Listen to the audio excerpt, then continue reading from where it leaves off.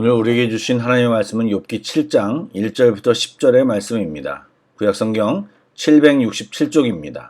욥기 7장 1절부터 10절의 말씀을 드라마 바이블로 낭독합니다. 제7장. 이 땅에 사는 인생에게 힘든 노동이 있지 아니하겠느냐? 그의 날이 품꾼의 날과 같지 아니하겠느냐? 종은 저녁근을 몹시 바라고 품꾼은 그의 삭슬 기다리나니 이와 같이 내가 여러 달째 고통을 받으니 고달픈 밤이 내게 작정되었구나. 내가 누울 때면 말하기를 언제나 일어날까, 언제나 밤이 갈까 하며 새벽까지 이리 뒤척 저리 뒤척하는구나. 내 살에는 구더기와 흙덩이가 의복처럼 입혀졌고 내 피부는 굳어졌다가 터지는구나.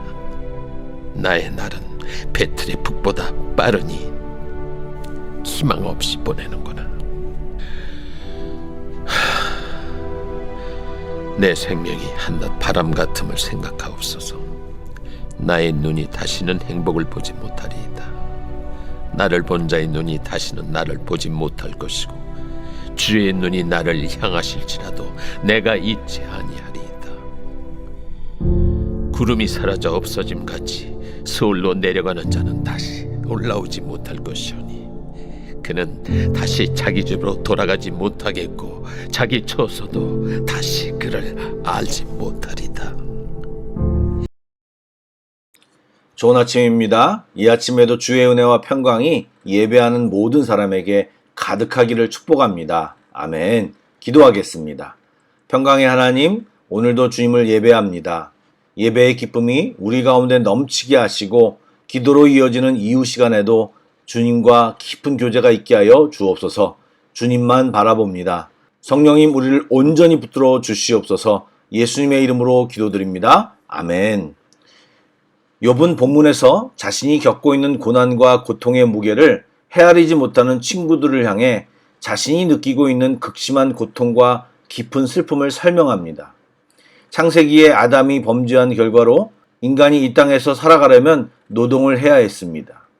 그렇게 노동하는 사람들, 품꾼이나 종들은 고된 노동을 하면서 가장 기다리는 시간이 저녁 시간입니다. 왜냐하면 노동을 끝내고 쉼을 얻을 수 있는 시간이면서 그제서야 땀을 식힐 수 있기 때문입니다. 또 품꾼들은 노동의 수고의 싹을 받을 수 있기 때문입니다. 그런데 욥은 밤이 오더라도 피부병으로 밤새 긁고 뒤척이면서 쉼을 얻을 수 없기에 품꾼이나 종들보다 자신이 더 비극적인 삶을 살고 있다고 하소연하고 있습니다. 노동하는 사람들은 밤의 평안을 갈구하기에 하루가 시작되는 새벽이 밝아오는 것을 본능적으로 싫어하겠지만 욥은 고통스러운 밤이 빨리 지나가기를 바라고 있습니다. 결론적으로 욥은 피부병과 더불어 자신의 신세에 대한 분노로 인해 잠들지 못함으로 계속 쉼과 안식하지 못하는 시간을 보내고 있는 것입니다. 욥은 자신의 피부병에 대해서 자세히 언급합니다. 피부가 썩고 있는지 구더기와 흙먼지로 뒤덮여 있으며 몸의 상처가 아물다가 다시 터지기를 반복하고 있다고 말합니다. 한마디로 욥은 하나님이 내리신 재앙을 당하고 있다는 심리적인 고통과 더불어 질병으로 인한 육체적인 고통으로 잠도 이루지 못하고 있는 것입니다. 이러한 영육간의 고통의 문제는 사람을 자유와 평안을 누리지 못하게 하며 황폐해질 수밖에 없습니다. 지금 욥은 죽음의 문턱 앞에 있고 인간이 떨어질 수 있는 가장 밑바닥까지 추락한 상황입니다. 그러기에 욥은 희망 없이 배틀의 북, 오늘날로 말하면 미싱처럼 세월이 빠르게 지나감을 느끼고 이제 죽음과 함께 사라질 것이라고 하는 고난에 짓눌린 거친 탄식을 하고 있는 것입니다. 여러분, 지금 일부러 조성된 상황이지만 욥은 지금 지독한 하나님의 부재를 경험하고 있습니다. 하나님 없는 인생은 삶 속에서 인간의 연약함만 드러나며 땅이 주는 가시덤불과 엉겅퀴를 만나게 됩니다. 그런 고통의 연속으로 참 평안을 누릴 수 없는 것이 우리의 인생입니다. 그러므로 우리에겐 주님이 꼭 필요합니다. 소통하며 교제하며 함께 해주시며 주님이 주시는 놀라운 축복 안에 살 수 있기에 우리는 주님이 꼭 필요합니다. 여러분, 이렇게 예배하고 기도하는 이 시간이 때로 무의미한 시간처럼 느껴질지 모르지만 이 시간은 우리에게 있어서 복된 시간입니다. 삶의 바쁨과 다양한 이유 때문에 이 거룩한 주님과의 교제 시간을 절대로 놓치지 마시기 바랍니다. 바쁠수록 중요한 일이 많을수록 이 자리를 지키고 주님과 먼저 상의하시기 바랍니다. 그러면 주님의 지도하심으로 우리의 삶은 더 효율적이고 풍성함을 경험하게 될 것입니다.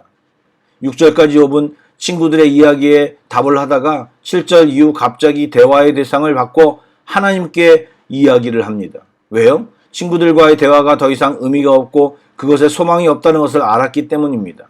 자기가 의지하고 은혜를 구하고 도움을 청하고 위로를 받아야 할 대상은 친구가 아니고 하나님뿐이라는 것을 다시 깨달으며 재확인했기에 대화의 대상을 바꾼 것입니다. 쉽게 눈에 보이는 사람을 의지하려는 우리의 태도를 바꾸어야 합니다. 7절 말씀을 읽어보시면 내 생명이 한낱 바람 같음을 생각하옵소서 나의 눈이 다시는 행복을 보지 못하리이다 라고 부르짖습니다. 이것은 단지 시간이 빠르게 지나간다는 이야기가 아니라 그의 삶에서 하나님이 주신 기쁨을 누릴 기회가 사라졌기에 아무 소망 없이 살아감을 말하고 있는 것입니다. 여러분, 하나님과 함께하지 않으면 세상의 모든 것이 의미가 없고 허무할 뿐입니다. 하나님과 함께할 때 모든 것이 의미가 있고 기쁨이 있고 행복이 있고 소망이 생기는 것입니다. 하나님을 잃어버리는 순간 우리의 인생은 허무할 수밖에 없고 불행한 인생이 될 수밖에 없지만 주님을 꼭 붙잡고 살아갈 때 우리는 참 평강과 행복을 누릴 수 있는 것입니다. 욥기를 읽으면서 왜 이렇게 하셨냐만 집중하면 하나님이 베풀어 놓으신 많은 메시지를 놓치게 됩니다. 욥은 역설적으로 하나님의 침묵과 부재로 인해 그동안 하나님의 축복과 은혜가 얼마나 대단하고 소중했는지를 절절히 느끼고 있는 것입니다. 사랑하는 여러분, 삶에 매몰되어서 또 게을러서 다른 곳에 정신 팔려서 주님과 함께하고 교제하는 것이 얼마나 우리에게 소중하고 값진 것이라는 것을 잃어버리거나 잊어버리지 않기를 바랍니다. 주님이 우리 삶 속에 꼭 필요합니다. 오늘 하루도 주님을 꼭 붙잡고 살아가는 우리 모두가 되기를 축복합니다. 아멘. 기도하시겠습니다. 소망의 하나님, 바쁘다는 핑계로 또 게을러서 말씀 읽기를 소홀히 하거나 기도를 쉬지 않게 하여 주옵소서.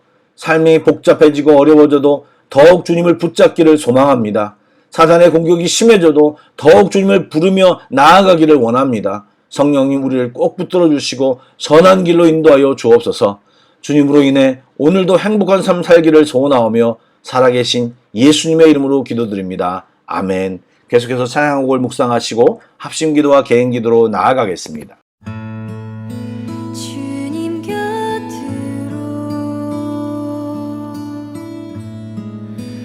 날 이끄소서.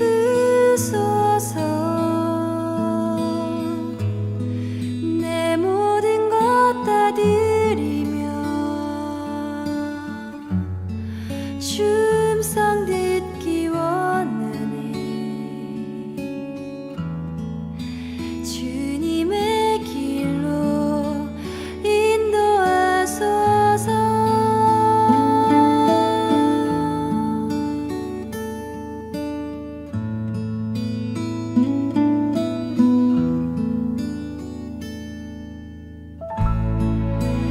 나의 참 소망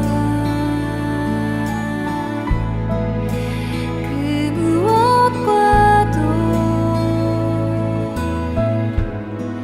바꿀 수 없는 주 사랑 그 품 안에 난 길이 주님의 길로 인도하소서.